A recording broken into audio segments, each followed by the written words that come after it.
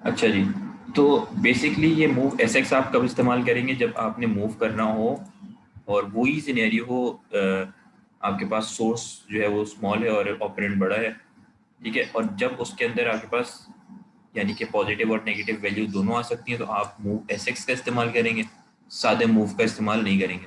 और जब आपके पास पॉजिटिव वैल्यू आती है तब आप मूव जेड एक्स यानी कि मूव विद जीरो एक्सटेंशन इस्तेमाल करेंगे। अब ये move with Z x move S x क्या है, इसको अभी हम डिस्कस करते हैं। बेसिकली हम इसको ले लेते हैं यहाँ पर।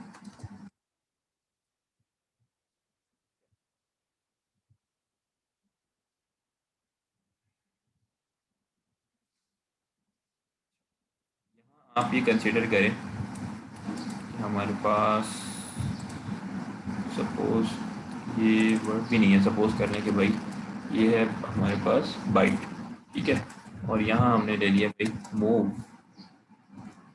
जेड एक्स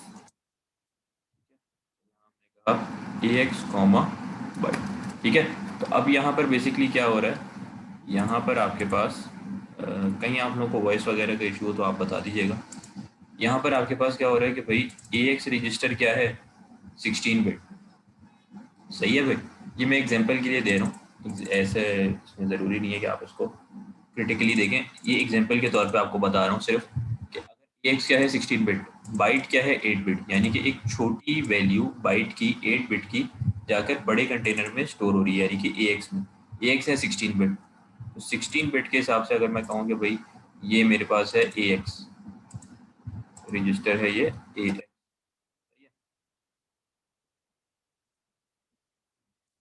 आवाज़ में प्रॉब्लम हो रही है, एक मिनट।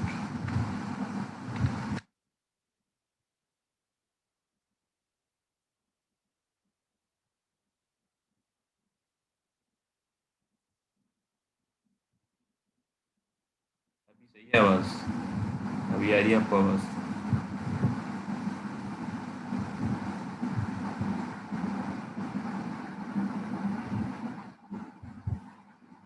ठीक है। अच्छा, तो हमारे पास ये ए एक्स रजिस्टर है, और सपोज ये है 16 बिट का होता है, हम इसमें कह देते हैं, यहाँ से ले लेते हैं, एक, दो, तीन, चार, पाँच, छ, सात, आठ, नौ, 10, 11, 13,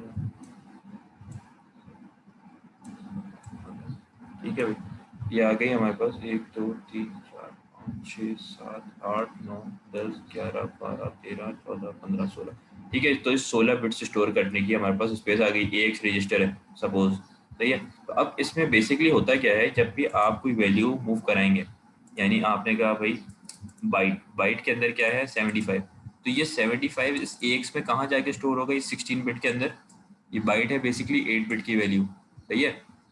8 बिट का क्या मतलब है, ये 75 है ना, तो 75 को हम अगर हम बाइनरी कन्वर्ट करें तो क्या बनता है, वैसे तो हमारे पास जीरो वंस के अंदर आती है वैल्यू, तो हमारे पास क्या बनता है कि अगर हमारे पास हम देखें, हाँ,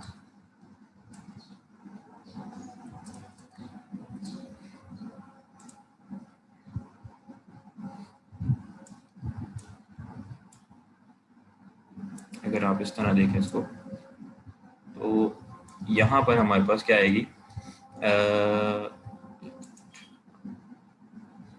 इन सब में तमाम में 0 0 0 होते हैं, तो हमें कौन सी, ये 4 स्टार्टिंग की बिट है।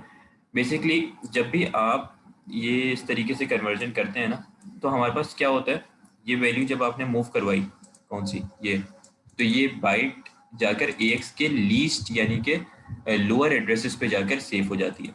ठीक है, लोअर एड्रेसेस का क्या मतलब है, ये हायर एड्रेसेस हैं लेफ्ट मोस्ट वाले, और ये राइट मोस्ट वाले लोअर एड्रेसेस हैं। तो ये वैल्यू यहाँ पे जाकर स्टोर होगी। तो अब 75 है, यानी कि हमारे पास 7 और 5 है, तो 7 और 5 कैसे स्टोर होगी, 5 अगर हमें स्टोर कराना है तो हमारे पास जैसे ये होता है कि 0 0 0 और 0, तो उसमें से हम कौन सी बिट्स ऑन करेंगे तो 5 बनेगा, 1 2 4 और 8 होता है। ठीक है, तो 1 और 4, ठीक है, यानी कि इसको ऑन 1 और 4 को ऑन करेंगे, बाकी 0। ठीक है,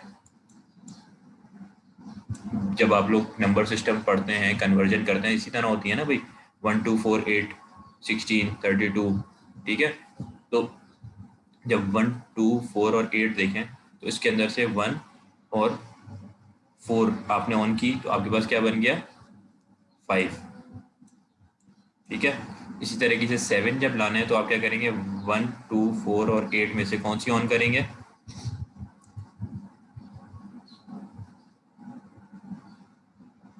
1 2 और 4, ऐसा ही है, यानी कि 3 और 4 7 हो जाएगा, 1 2 4 और 8 को आप 0 कर देंगे। ठीक है, तो ये आपके पास आ जाएगा 7। ऐसा ही है, इसमें किसी को कोई इशू, कोई एरर, कोई चीज़ समझ नहीं आई हो। क्लियर है सर। ठीक है, तो इस तरीके से ये 0 1 1 1 0 1 0 1, तो ये आपका क्या बन गया, 75। सही है, तो ये 75 आपका जाके इस तरीके से लोअर एड्रेसेस में सेव हो जाएगा। अब बात ये हो रही है कि हमने छोटी वैल्यू को बड़े रजिस्टर में स्टोर कराना, सही है, कर सकते हैं। उसके लिए आपको क्या करना पड़ेगा, अब ये बाकी जो वैल्यूज है, बाकी जो ये, इसके आप क्या करेंगे, इसको आप जब भी छोटी वैल्यू को बड़ी में स्टोर करवा रहे हैं और आपके पास क्या है, एक अनसाइंड वैल्यू यानी कि एक पॉजिटिव वैल्यू है, तो आप क्या करेंगे, मूव ZX का इस्तेमाल करेंगे। किसका, मूव ZX। ठीक है, मूव ZX का क्या मतलब है, move with zero extension. Zero extension क्या करेगा कि जितनी बिट्स तो उसकी यूज हो गई, जैसे यहाँ 75 है, हो सकता है बड़ी और वैल्यू होती तो और ज़्यादा इस्तेमाल होती। ठीक है, तो जितनी ये यूज हो गई और बाकी जितनी बचेंगी, यानी कि हायर एड्रेसेस जो बचेंगे, लोअर पे तो उसने ये वैल्यू स्टोर करा दी, उन तमाम में जीरो एक्सटेंशन, यानी कि उसकी एक्सटेंशन क्या कर देगा, ये जीरो, उन तमाम में ये जीरोस पुट कर देगा। ठीक है, ताकि जब आप आउटपुट के अंदर आउटपुट देखें तो ऐसा ना हो कि आपके पास 75 के साथ कोई गार्बेज वैल्यू है, वो जीरोस पुट कर देगा उसके साथ। ठीक है, तो वो आपने जब भी इस तरीके की कन्वर्जन करनी हो, आप यूज़ करेंगे मूव ZX। सही है, तो ये कॉन्सेप्ट आई होप आप लोगों को समझ आया होगा। अच्छा जी, एक सेकंड, वापस आ जाते हैं हम।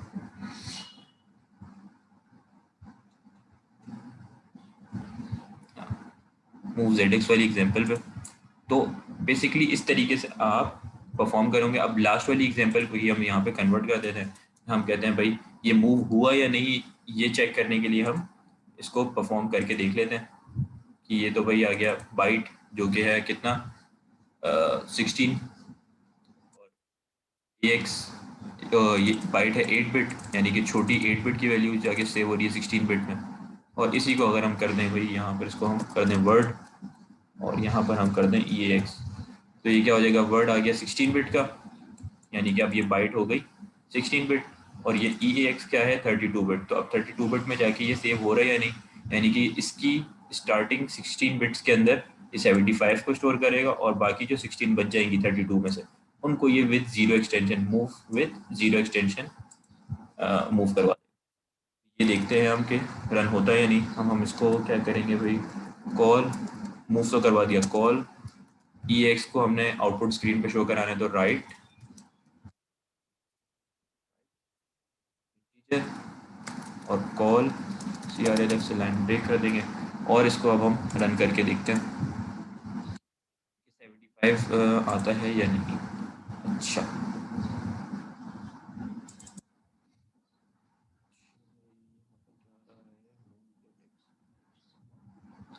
तो बाइट बाइट लगाया हुआ है लिखा ना हुआ, हाँ मिक्स सॉरी, वर्ड। वैल्यू, ठीक है, क्या वैल्यू, अच्छा बाई मिस्टेक वहाँ पर बाइट, ठीक है।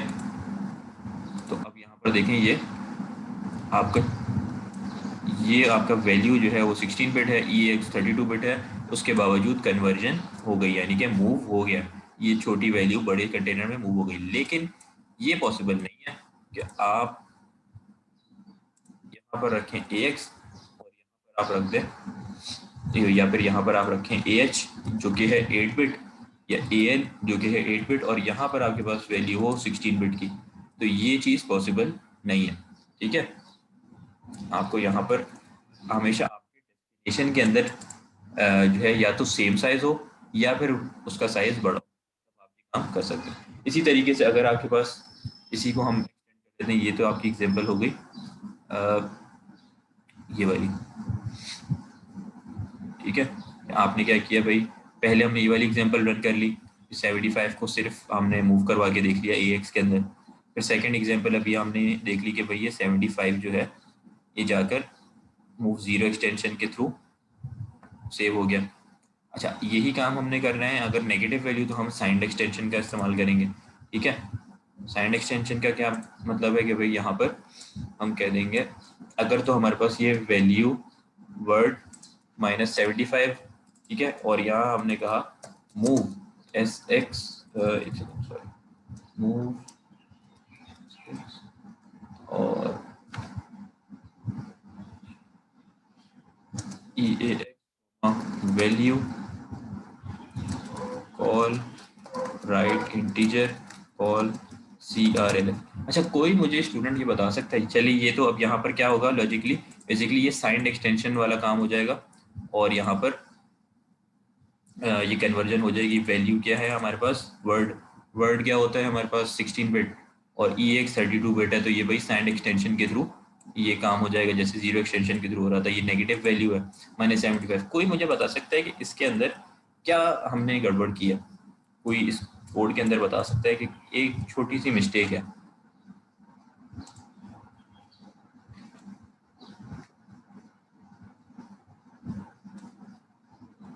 जी,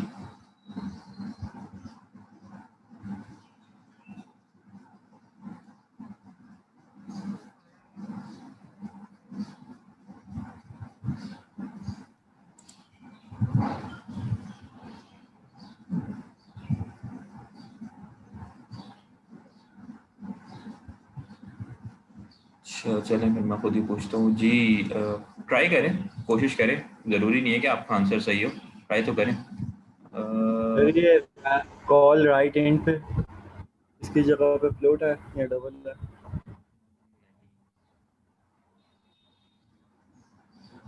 ऐसा नहीं है, राइट इंटीजर ही आएगा, जाहिर है इंटीजर वैल्यू तो इंटीजर ही आएगा। देखें कोड को शुरू से एंड तक देखें और फिर मुझे बताएं कि कहीं हमने कोई मिस्टेक तो नहीं की। साइंड वर्ड आएगा ना? बिल्कुल सही, बिलाल ने बिल्कुल सही बताया। यहाँ पर इनिशियलाइजेशन के वक्त जब हम नेगेटिव वैल्यू दे रहे हैं तो हमें उसके लिए डेटा टाइप एस वर्ड रखनी पड़ेगी, ठीक है, साइंड वर्ड। ये सिर्फ वर्ड से काम नहीं चलेगा, हमें एस वर्ड यानी कि साइंड वर्ड देना पड़ेगा, ठीक है। बिल्कुल सही बताया। तो अब यहाँ पर क्या है, ये चीज़ आप देखेंगे कि ये परफॉर्म हो जाएगी। वर्ड रखते तो यहाँ पर आपके पास एरर आ जाता,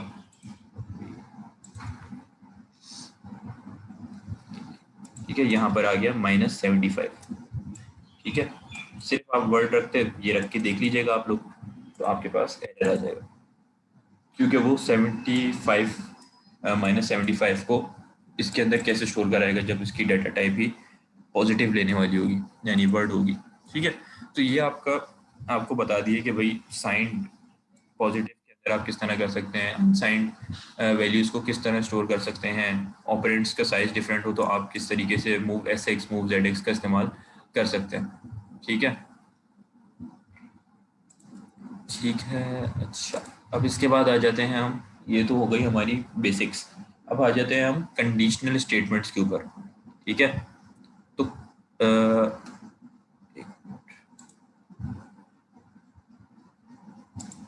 हाँ, वर्ड के बगैर हो तो जाएगा, लेकिन आप उसको आउटपुट करके देखें, आउटपुट के अंदर आपके पास नेगेटिव साइन नहीं आएगा, ठीक है, जैसे हमारे पास आ रहा है।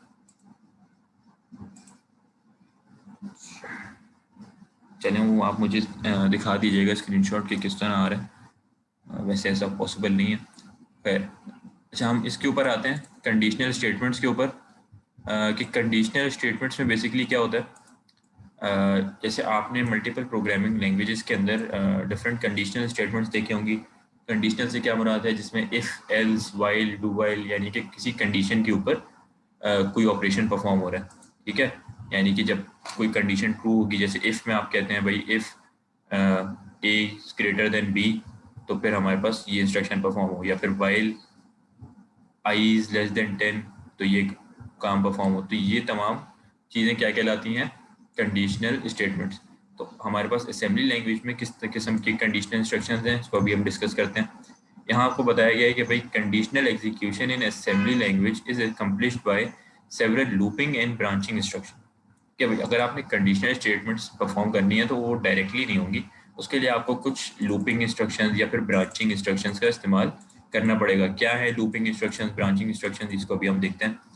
तो these instruction can change the flow of control in a program. ठीक है भाई, ये क्या कर सकती हैं कि ऐसी स्टेटमेंट जो कि आपके प्रोग्राम का अगर एक फ्लो चल रहा है, यानी कि अगर आप देखें तो यहाँ पे क्या हो रहा है कि भाई ये इंस्ट्रक्शन परफॉर्म हुआ, फिर ये इंस्ट्रक्शन परफॉर्म हुआ, फिर ये इंस्ट्रक्शन परफॉर्म हुआ, तो ये लाइन वाइज चल रहा है। अब मैं कोई ऐसी कंडीशन लगा दूं कि भाई यहाँ पर मैं एक ऐसी कंडीशन लगा दूं कि ये नीचे जाने की बजाय दोबारा इस लाइन पर आ जाए, फिर दोबारा इस लाइन पर आ जाए, तो ये फ्लो उसका ब्रेक कर देगा। तो इस तरह की कंडीशन जो है वो हम कंडीशनल स्टेटमेंट्स के थ्रू परफॉर्म कर सकते हैं, ठीक है। अब इसके दो सिनेरियोज होते हैं, एक अनकंडीशनल जंप और एक conditional jump. Conditional statements basically हम जंप के इंस्ट्रक्शन से ही परफॉर्म कर रहे होते हैं, यानी कि हम एक लेबल क्रिएट करते हैं, उसके नीचे कोई ना कोई कोड लिखते हैं, और फिर हम उसके नीचे या और अनकंडीशनल जंप लगा देते हैं। उसकी मदद से ये कंडीशनल स्टेटमेंट्स हमारी असेंबली लैंग्वेज के अंदर परफॉर्म होती हैं। अब इसको हम देखते हैं कि ये किस तरह होगी। पहले तो हम आते हैं अनकंडीशनल जंप पे, इसको अभी हम प्रैक्टिकली भी देखते हैं। अनकंडीशनल जंप हमें क्या बताता है कि भाई ये परफॉर्म होता है जेएमपी इंस्ट्रक्शन से। जेएमपी क्या बता रहा है, जंप, ठीक है। जेएमपी का किया कीवर्ड है जंप, निमोनिक से। This is performed by JMP instruction. Conditional execution often involves a transfer of control to the address of an instruction that does not follow the currently executing instruction. चलो, अभी हम इसको देखते हैं यहाँ पे। अच्छा जी,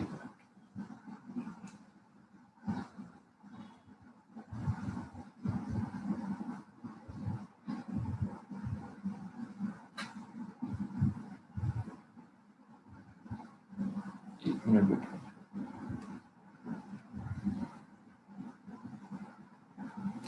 हाँ,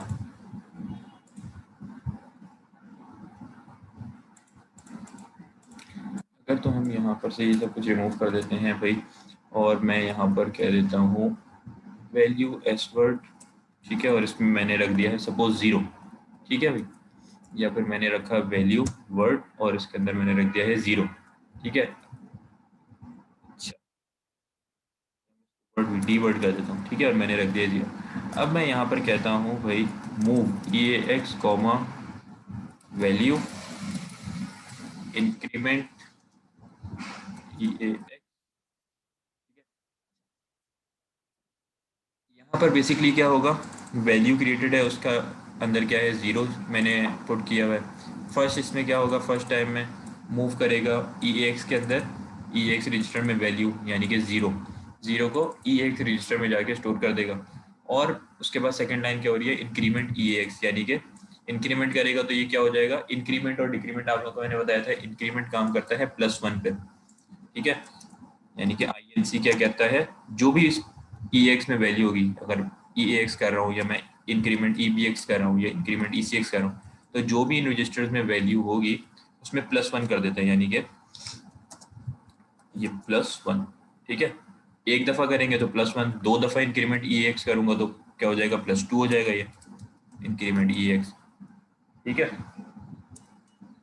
तो एक दफ़ा ये रन होने पे +1 का काम करता है। अब इसमें अगर 0 रखा हुआ है तो क्या हो जाएगा 1, 10 रखा होता तो क्या हो जाता है 11, 100 रखा होता तो 101। तो ये इंक्रीमेंट काम कर रहा है। डिक्रीमेंट इसी तरीके से -1 पे चलता है, सही है। तो इंक्रीमेंट ई एक्स कर दिया मैंने, यानी कि इसमें 0 था, इसको 1 कर। बेसिकली इसको हम यहीं पे चला के देख लेते हैं। हम कहते हैं भाई कॉल राइट इंटीजर, सही है, और कॉल सी आर।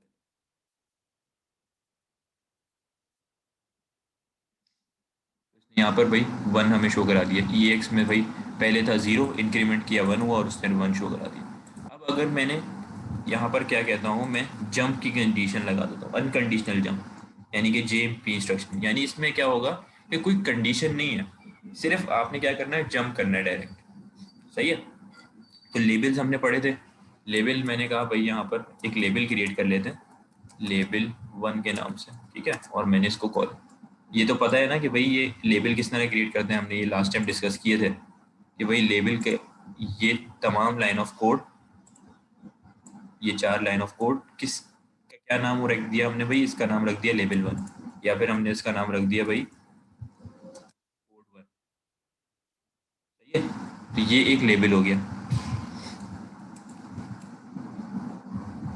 नहीं सर, नहीं पढ़ा हमने, थोड़ा सा हमने डिस्कस किया था इस चीज़ को, हमने इन डिटेल नहीं पढ़ा था, लेकिन हमने थोड़ा सा डिस्कस किया था कि भाई आपने जब भी ये अगर मल्टीपल लाइन ऑफ कोड है, इसको अगर आपने तमाम लाइन ऑफ कोड को कोई नाम देना है कि भाई ये 4 लाइन को क्या कहते हैं, तो आप उसको एक लेबल दे दें, ठीक है, ताकि आपने कभी भी इस कोड को कॉल करवाना हो, यानी कि इसको दोबारा एग्जीक्यूट कराना हो, तो आप इसका नाम कॉल करें और ये क्या हो जाए, ये तमाम लाइन्स दोबारा रन हो जाए, ठीक है। तो आपने क्या कहा, यानी ये गो टू स्टेटमेंट्स की तरह काम कर रहे होते हैं, जैसे आपने गो टू स्टेटमेंट्स पढ़ी होंगी C# में, ठीक है।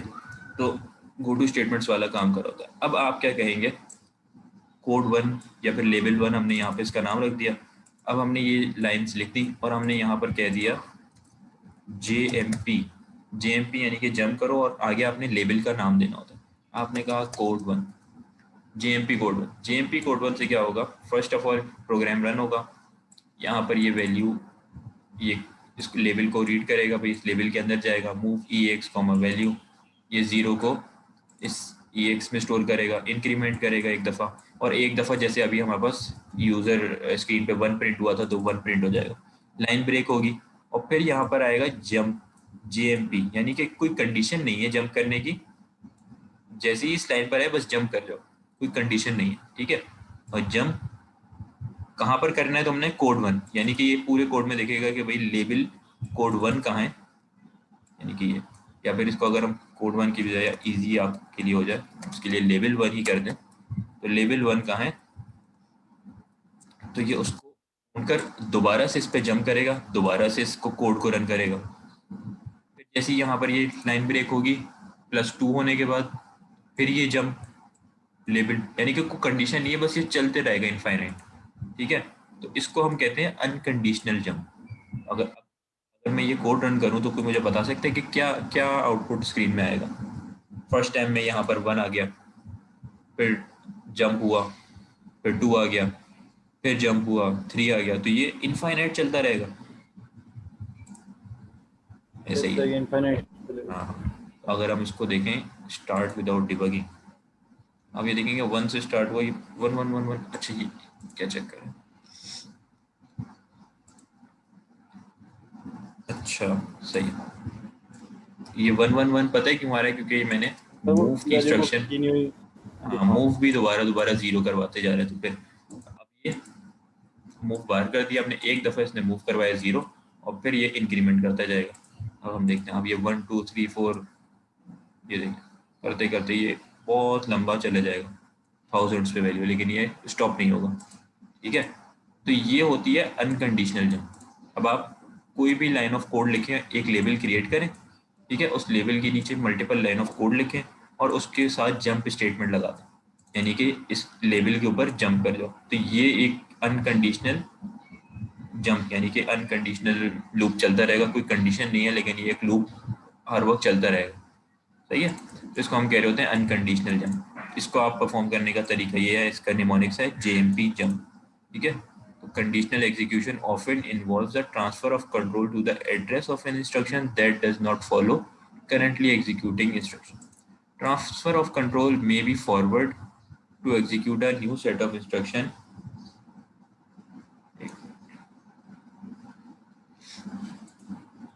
और बैकवर्ड टू द री एग्जीक्यूशन स्टेप। ठीक है भाई, ये फॉरवर्ड भी चल सकता है और बैकवर्ड भी चल सकता है। तो ये तो हो गया अनकंडीशनल जंप।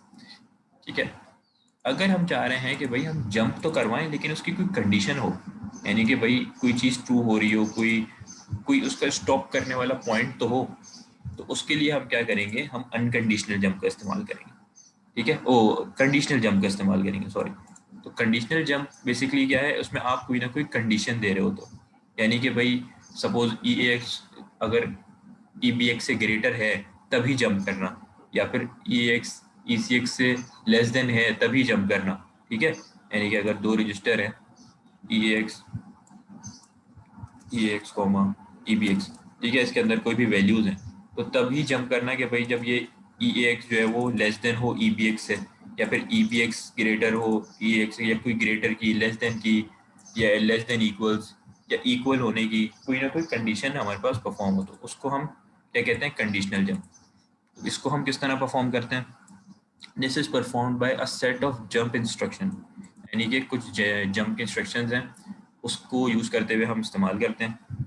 तो उसका सिंटेक्स बेसिकली क्या है, जे, जैसे यहाँ पर जे एम पी जंप था, यहाँ पर है जे, और उसके आगे क्या है, कंडीशन। कंडीशन क्या है, इसको भी हम देखते हैं, डिपेंडिंग अपॉन द कंडीशन। ठीक है, ये जंप करेगा सिर्फ जब कोई कंडीशन ट्रू हो। The conditional execution transfers the control by breaking the sequential flow. अच्छा, अभी थोड़ी 5-7 मिनट में फिर हम ब्रेक लेते हैं इस कंडीशनल जंप को अंडरस्टैंड करने के बाद। ठीक है, तो यहाँ पर क्या कहा गया है कि the conditional instruction transfer the control by breaking the sequential flow. ठीक है, ये भी सीक्वेंशियल फ्लो को ब्रेक करता है, लेकिन किसी कंडीशन की बेसिस पे आपका जंप इंस्ट्रक्शन परफॉर्म कराता है। ठीक है, तो जे और आगे उसकी कंडीशन, यानी कि लेस देन या ग्रेटर देन के लिए क्या कंडीशन है अभी हम देखते हैं। ये देखिए, जे ई इस्तेमाल हो रहा है, इससे क्या पता लग रहा है कि भाई जंप करो जब इक्वल्स हो। J N E jump if not equals. J G बता रहा है कि भाई jump if greater. J G E बता रहा है कि भाई jump if greater than equals. तो ये तमाम क्या है, इसको भी हम इन डिटेल अभी देखते हैं। उस असल में इस कंडीशनल जंप को पहले समझने से पहले आपको क्या चीज़ समझी होनी चाहिए, कंपेयर इंस्ट्रक्शन। ठीक है, तो कंपेयर इंस्ट्रक्शन बेसिकली क्या करता है, दो रजिस्टर्स को आपस में कंपेयर करता है। सपोज हमारे पास रजिस्टर्स हैं भाई, मैं इसको यहाँ से रिमूव कर देता हूँ, तो भाई move E A X comma 10, move E B X comma 20। ठीक है, अब ये दो रजिस्टर्स हैं, तो हमारे पास इन दोनों को कंपेयर करना है, यानी कि भाई कंपेयर करेंगे तभी तो पता लगेगा ना कि भाई इसमें से छोटा कौन सा है, बड़ा कौन सा है, ये दोनों इक्वल्स तो नहीं है कहीं। हमें तो पता है, लेकिन कंप्यूटर को कैसे पता लगेगा, बाय यूजिंग कंपेयर इंस्ट्रक्शन। ठीक है, कंपेयर आपके पास बेसिकली क्या करता है, डेस्टिनेशन में से और सोर्स में से, बल्कि नहीं, डेस्टिनेशन को माइनस करता है सोर्स में से। ठीक है, और आपको बताता है कि भाई आइदर ये इक्वल्स हैं या लेस देन है या ग्रेटर है, ये चीज़ बताता है। ठीक है, इसका हमारे पास कीवर्ड क्या है, इसका कीवर्ड है CMP। यहाँ पर आपको लिखा भी है कि भाई let us discuss the compare instruction before discussing the conditional instruction, यानी कि कंडीशनल जंप को समझने से पहले कंपेयर पता होना चाहिए, यानी कि दो रजिस्टर्स में आप कंपैरिजन करेंगे तभी तो आपको पता लगेगा कि भाई अब मुझे कोई कंडीशनल जंप करनी है या नहीं। ठीक है, तो इसको अभी हम समझते हैं। यहाँ पर अगर आप देखें तो क्या लिखा है, the compare CMP instruction compares two operand. ये दोनों ऑपरेंड्स हैं, इनको आपस में कंपेयर करेगा CMP। ठीक है, किस तरह, it generally used in conditional execution, conditional jump के अंदर इस्तेमाल होता है मोस्टली। ठीक है, अनकंडीशनल में तो ज़रूरत ही नहीं है ना, आपने सिर्फ जंप कर दिया। कंडीशनल के अंदर आपको पता होना चाहिए कि दोनों आपस में ग्रेटर हैं स्मॉल हैं, तभी आपने कोई डिसीजन लेना है जंप का। ठीक है, the instruction basically subtracts one operand from the other. तो बेसिकली ये सब्ट्रैक्शन वाला काम करते हैं, यानी कि अगर हम लिख दें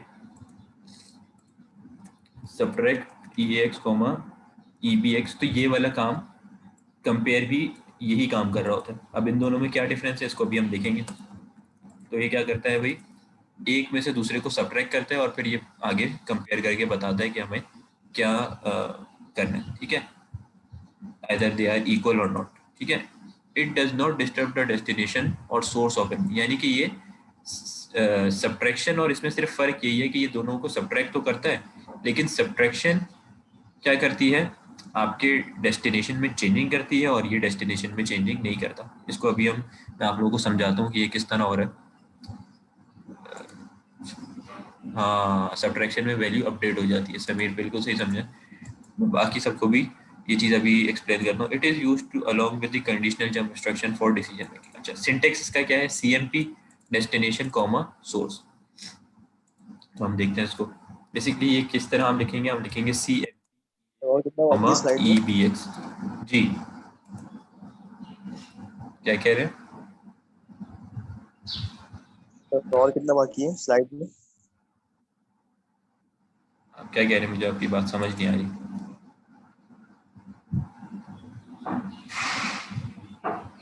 चैट में लिख दें आप। अच्छा, तो कंपेयर बेसिकली हम कर रहे हैं ये, ठीक है, और compare E X comma E B X. तो अब ये क्या करेगा बेसिकली, स्लाइड्स अभी बाकी है, आपकी क्लास का टाइम तो अभी बाकी है ना, स्लाइड्स आप उसकी टेंशन नहीं ले, एक दो टॉपिक्स वैसे इसके बाद बाकी है, ठीक है। तो आप बस इसको समझने पे ध्यान दें। यहाँ पर बेसिकली क्या हो रहा है, सीएमपी क्या कर रहा है, कंपेयर कर रहा है इन दोनों ऑपरेंट्स को आपस में, ठीक है। और कंपेयर का बेसिकली लॉजिक क्या है कि ये सब्ट्रैक्शन वाला काम करता है, subtract E X comma E B X. यानी सब्ट्रैक्ट अगर हम करें तो क्या होता है, ई बी एक्स में से ई एक्स सब्ट्रैक्ट होता है, ठीक है।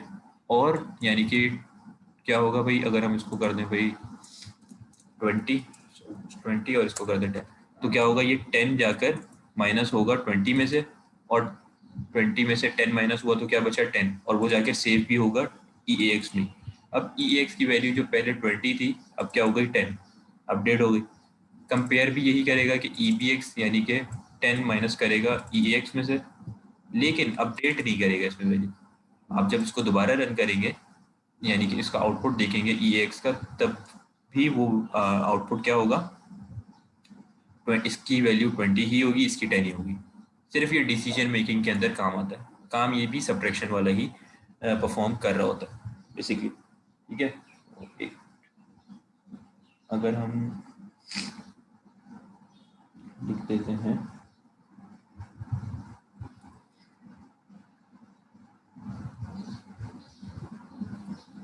यहाँ पर, इसको एक्सप्लेन करने के लिए पहले सब्ट्रैक्शन करके दिखाते हैं, E X comma E B X, और यहाँ पर हम क्या कर देते हैं भाई, कॉल राइट डेसिमल, ठीक है। और यही काम हम क्या करते हैं भाई, E X comma E B X, ठीक है।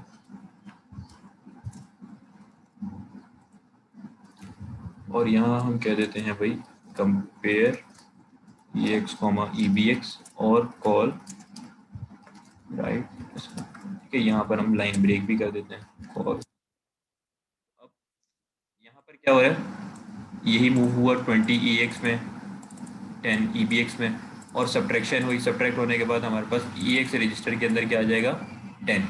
लेकिन जब यहाँ पर हम देखें, जैसे हम कह रहे हैं कि ये भी सब्ट्रैक्शन का काम करता है, लेकिन यहाँ पर क्या होगा, ई एक्स के अंदर सब्ट्रैक्ट तो होगा लेकिन इसकी वैल्यू चेंज नहीं होगी, इसकी वैल्यू अभी भी 20 ही होगी राइट डेसिमल पर।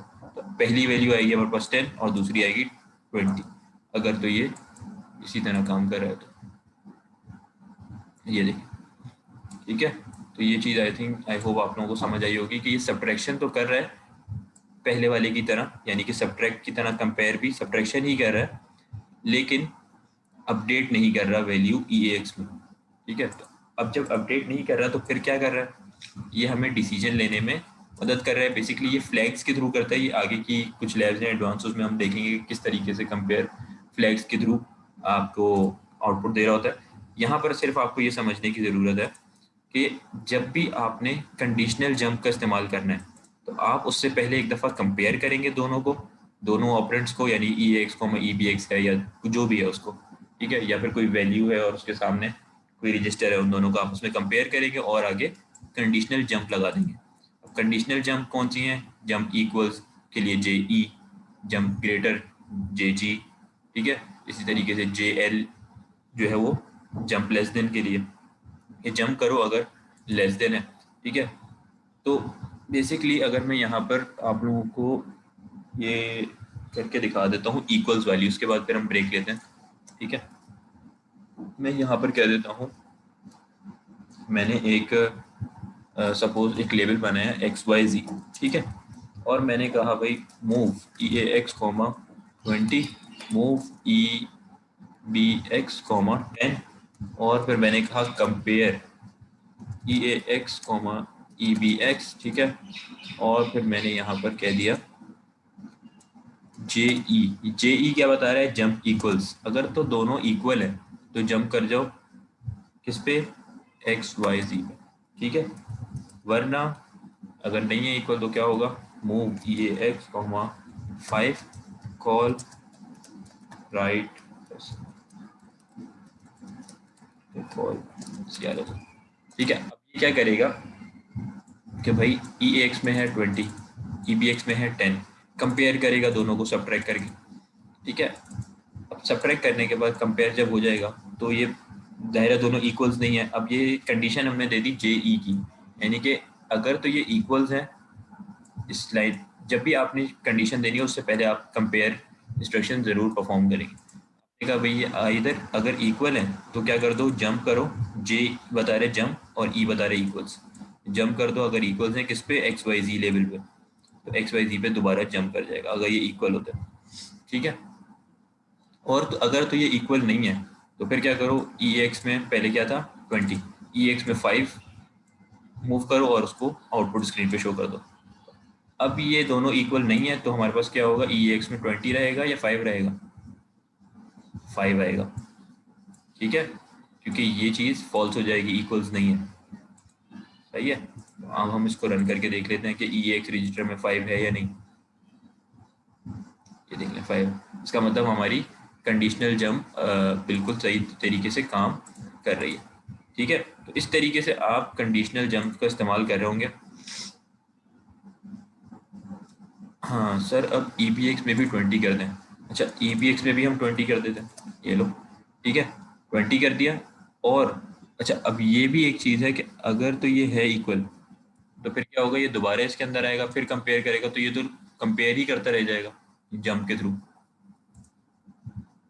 इक्वल तो है लेकिन अब इसके अंदर हमें ऐसी कोई कंडीशन भी देनी पड़ेगी कि इक्वल है तो XYZ पर तुम नहीं जाओ। मैं कह देता हूँ यहाँ पर अगर तो इक्वल है तो एक लेवल बना देते हैं, इसको हटा XYZ हम यहाँ दे देते हैं, ठीक है, और हम कह देते हैं कि भाई मूव EBX, EAX, 100, ठीक है। कि अगर तो ये हो कि हमारे पास इक्वल्स नहीं है, ठीक है, अब ये देखो दोनों इक्वल हैं, पहले तो इक्वल नहीं थे, अब इक्वल है तो क्या हो, डायरेक्ट जंप कर जाओ कहाँ पर, XYZ पे, तो ये इस लाइन को छोड़ देगा, यानी कि 5 नहीं मूव कराएगा और ये डायरेक्ट जंप कर जाएगा इसके ऊपर और मूव EAX, 100, तो बजाय 20 होने के 5 होने के यहाँ पर क्या आ जाएगा 100। हम देखते हैं ये रन करता है या नहीं। अच्छा जी, 100 तो मूव करा दिया, उसको राइट हमने किया, कॉल राइट ऐसे, ठीक है, और कॉल CRLF, ठीक है, तो ये हमने किया। तो अब आप ये देखिए यहाँ पर आ गया 100 इक्वल्स होने पर, ठीक है।